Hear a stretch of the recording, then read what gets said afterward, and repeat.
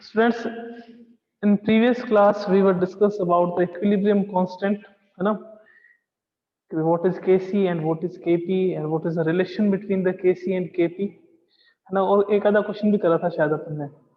आज अपन देख रहे हैं factor affecting equilibrium constant, that equilibrium constant को कौन कौन से फैक्टर जो है वो अफेक्ट करते हैं। सबसे पहले जो फैक्टर आता है वो आपके पास आता है रिप्रेजेंटेशन।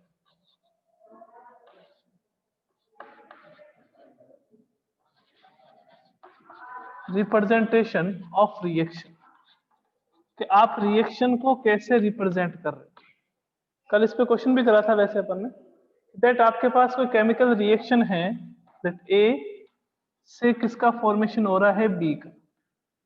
इसके लिए अगर आपके पास इक्विलिब्रियम कांस्टेंट जो है Kc की वैल्यू मान लीजिए कि अपने पास K1 है, then what is the value of equilibrium constant of this reaction? B से आपको अगर A मिल रहा है, A से B मिल रहा था इस रिएक्शन में, इसके लिए Kc की वैल्यू अपने पास क्या थी, K1 थी।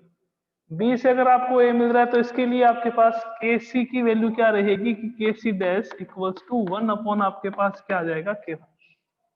तो सबसे फर्स्ट फैक्टर आता है रिप्रेजेंटेशन ऑफ रिएक्शन, कि रिएक्शन कैसे रिप्रेजेंट हो रही है। तो जैसे फर्स्ट रिएक्शन है ए से बी का फॉर्मेशन हो रहा है, इसके लिए Kc की वैल्यू K1 है। देन बी से अगर ए का फॉर्मेशन होगा तो Kc की वैल्यू क्या रहेगी, वो आपके पास क्या होगी, 1 अपॉन K। कि अगर आपके पास ऐसा आ जाए that 2A gives to 2B, है ना, और Kc की वैल्यू इसके लिए आपको दे दे कि Kc की वैल्यू आपके पास K2 है। What is the value of Kc for this reaction A to B, इसके लिए Kc की वैल्यू क्या रहेगी। इसके लिए अगर अपन Kc की वैल्यू देखें तो अपने पास क्या आ जाएगा, रूट में K2, रूट में K2। कि सर कैसे पता चलता है, देखो इसके लिए अगर अपन Kc लिखेंगे तो Kc होता क्या है, that concentration of product upon concentration of reactant, concentration of product upon concentration of reactant. इसके लिए अगर आप Kc लिखते हो तो वो क्या होगा, कंसंट्रेशन ऑफ प्रोडक्ट अपॉन आपके पास क्या आ जाएगा, कंसंट्रेशन ऑफ रिएक्टेंट। दोनों एक दूसरे के क्या है, रेसिप्रोकल है। तो Kc डैश की वैल्यू आपके पास किसके इक्वल होगी, 1 अपॉन K1 के। अगर इस रिएक्शन की बात करें, इस रिएक्शन के लिए Kc कैसे लिखेंगे, दैट B का स्क्वायर, कंसंट्रेशन ऑफ B का स्क्वायर अपॉन आपके पास क्या आएगा, कंसंट्रेशन ऑफ A का स्क्वायर, कंसंट्रेशन ऑफ B का square upon concentration of A का स्क्वायर। इसके लिए अगर आप Kc लिखोगे तो आपके पास क्या आएगा, that concentration of B upon concentration of A, concentration of B upon concentration of A।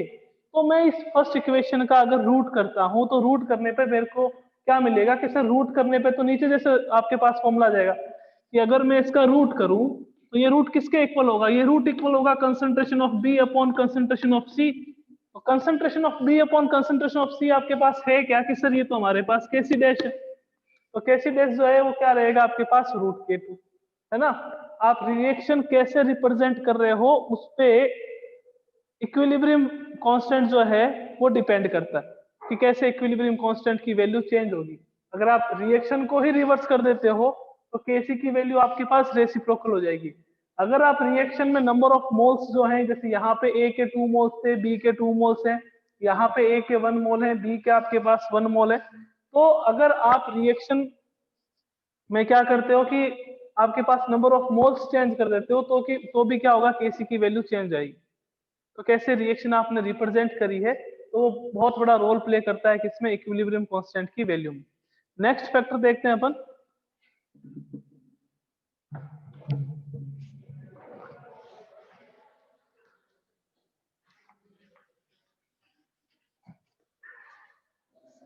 कि अगर कोई रिएक्शन एक से ज्यादा स्टेप में कंप्लीट हो रही, if reaction is completed in multiple step, एक से ज्यादा स्टेप में कंप्लीट हो रही, कैसे सर, कि जैसे मान लीजिए कि आपके पास कोई रिएक्शन है ए से पहले किसका फॉर्मेशन हो रहा है, बी का, फिर आपके पास बी है, बी से किसका फॉर्मेशन हो रहा है, सी का, सी से किसका फॉर्मेशन हो रहा है, अपने पास डी का फॉर्मेशन हो रहा है ना।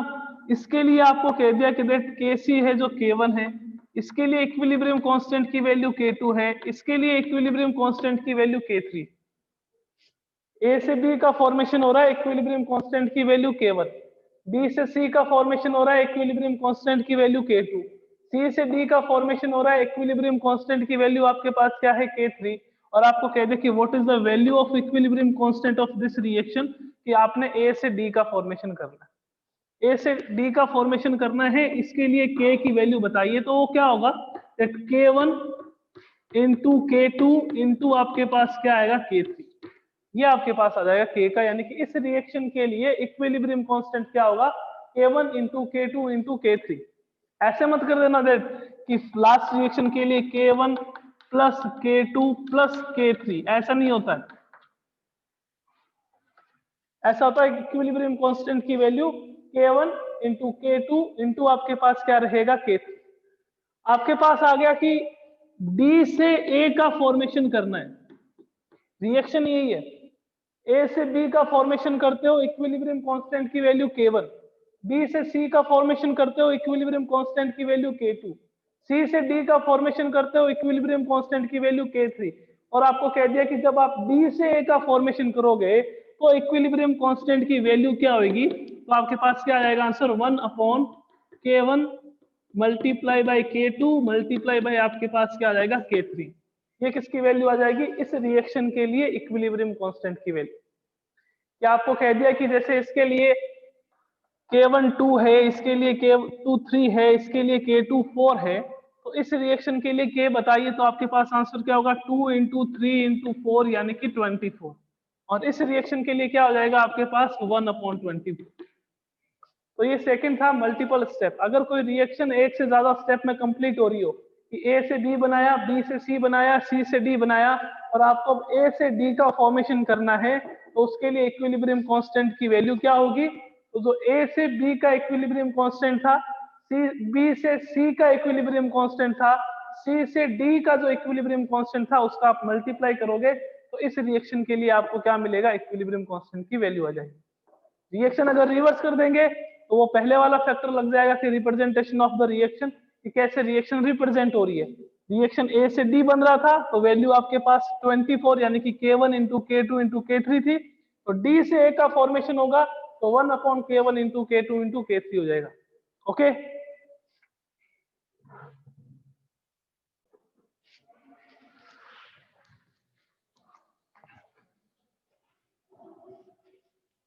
आपके पास रिएक्शन आ गई ऐसे दैट ए से किसका फॉर्मेशन हो रहा है, बी का, है ना। तो इसके लिए जो Kc है, इस Kc की वैल्यू आपके पास क्या है, K1। तो 3A से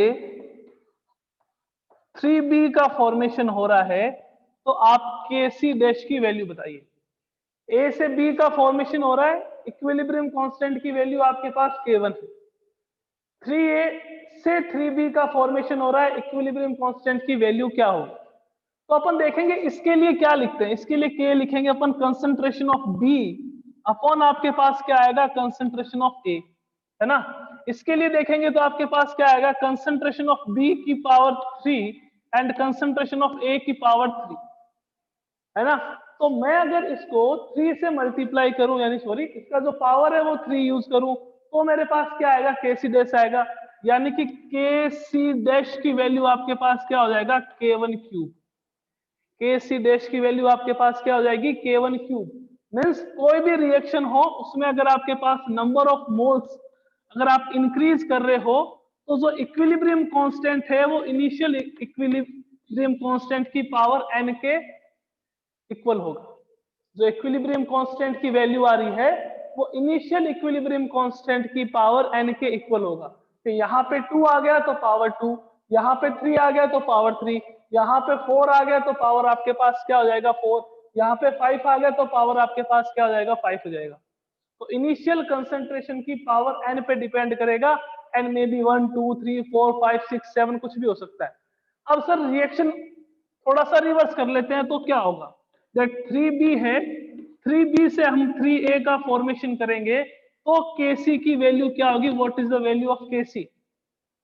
तो देखिए आपको कुछ भी करने की रिक्वायरमेंट नहीं है, अगर अपने को हर एक रिएक्शन के लिए Kc लिखना आता है तो कोई भी प्रॉब्लम नहीं हो। इसके लिए क्या था,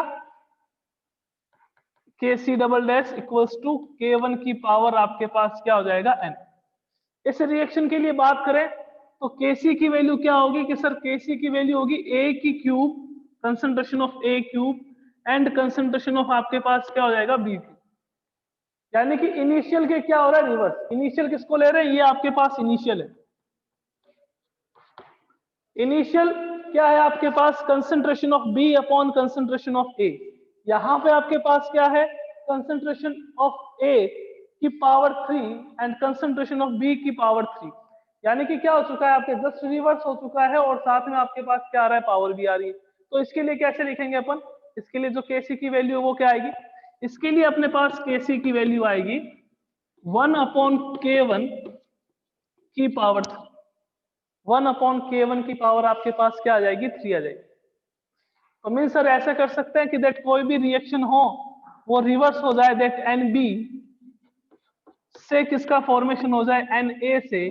तो इस रिएक्शन का जो Kc है वो 1 अपॉन K की पावर n पे डिपेंड करेगा, 1 अपॉन K1 की पावर n पे डिपेंड करेगा। तो रिएक्शन अगर वैसी ही हो रही जैसे इनिशियल वाली थी कि A से B, Na से Nb, तो Kc की वैल्यू क्या रहेगी, K1 की पावर n के इक्वल। अगर आपके पास रिएक्शन को उल्टा कर दिया आपने, रिवर्स कर दिया, यानी कि 3b से 3a का फॉर्मेशन कर रहे हो, तो Kc की वैल्यू क्या आ जाएगी, 1 अपॉन K1 की पावर आपके पास क्या होगा, n होगा।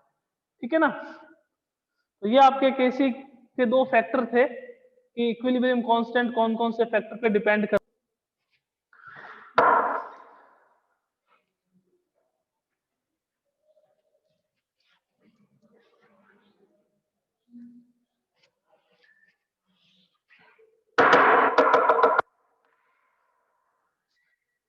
नेक्स्ट आपके पास फैक्टर आता है टेम्परेचर,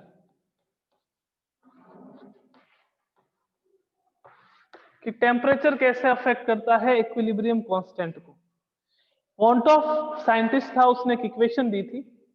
क्या इक्वेशन दी थी देख लीजिए, log base 10 k equals to log base 10 a minus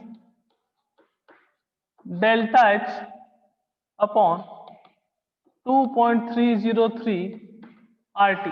एक इक्वेशन थी किसने दी थी, वॉन्टॉफ ने, कि सर log base 10, तो log की आपके पास कोई भी वैल्यू है तो वो अपन धीरे धीरे जब आगे इस चैप्टर में है तो log को भी सीखेंगे कि कैसे log को सॉल्व करते हैं। ठीक है ना। उसके बाद अगर अपन बात करें कि log base 10 a क्या होता है, इसको प्री एक्सपोनेंशियल फैक्टर कहते हैं। कि सर प्रॉपर इक्वेशन क्या थी, देखिएगा प्रॉपर इक्वेशन थी वो ये थी कि that k equals to a e minus delta h upon आपके पास क्या था, आर्ट।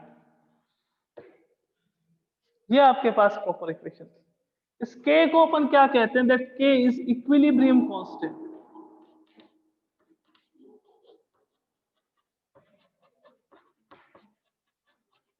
a क्या होता है, a आपके पास है pre exponential factor.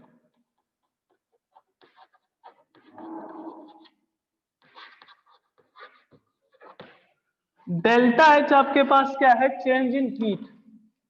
Delta is equals to change in heat. R आपके पास क्या है कि सर आर है गैस कांस्टेंट। वैल्यू मैंने बताई थी, अलग अलग रहती है, यूनिट क्या लेते हैं उस पर डिपेंड करती है। और टी आपके पास क्या होता है यहाँ पे, टेम्परेचर। ये इक्वेशन किसने दी थी, वॉन्टॉफ ने। K equals to A E minus delta H upon R T. ये है एक्सपोनेंशियल फॉर्म होती है किसी की। अगर आप ये एक्सपोनेंशियल फॉर्म हटाते हो तो क्या आ जाता है, लॉग आ जाता है। तो एक्सपोनेंशियल फॉर्म में अगर नहीं लिखते हो तो आपके पास ये इक्वेशन ऐसे लिखी जाती है that log base 10k equals to log base 10a minus delta h upon 2.303 RT। R आपके पास गैस कांस्टेंट, T आपके पास क्या होता है, टेम्परेचर। ठीक है ना। कि सर सॉल्व करके बता दो कैसे हुआ ये। तो ये इक्वेशन दी थी उसने, उसी इक्वेशन से आपके पास ये रिलेशन आता है। अब लॉग क्यों यूज करते हैं, लॉग जनरली यूज करते हैं पावर को सॉल्व करने के लिए।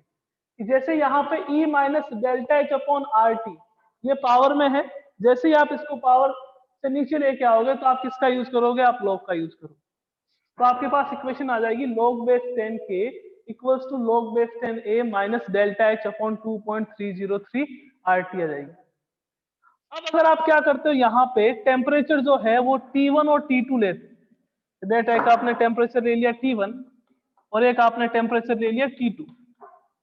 T1 टेम्परेचर पे जो आपके पास ये इक्विलिब्रियम कांस्टेंट है उसकी वैल्यू क्या होगी, that log base 10 K1 equals to log base 10 A minus delta H upon 2.303 RT1। ये आपके पास इक्वेशन फर्स्ट।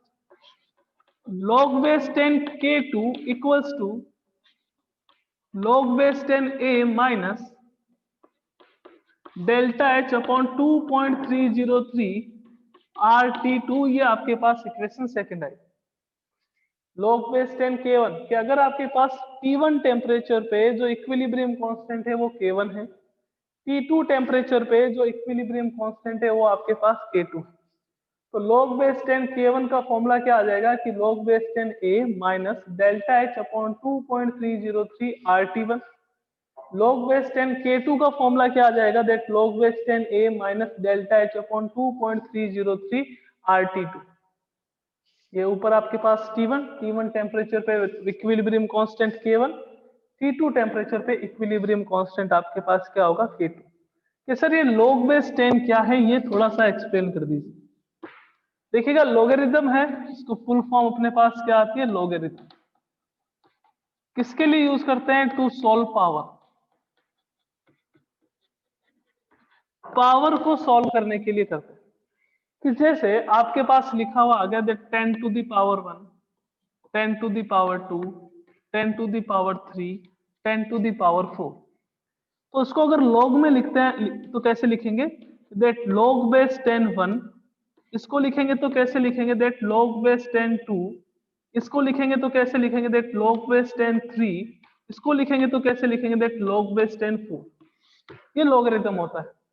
log बेस 2 भी होता है, 3 भी होता है, 4 भी होता है, 5 भी होता है, 6 भी होता है। अपन जो केमिस्ट्री में यूज कर रहे हैं वो सारे के सारे क्या है, बेस 10।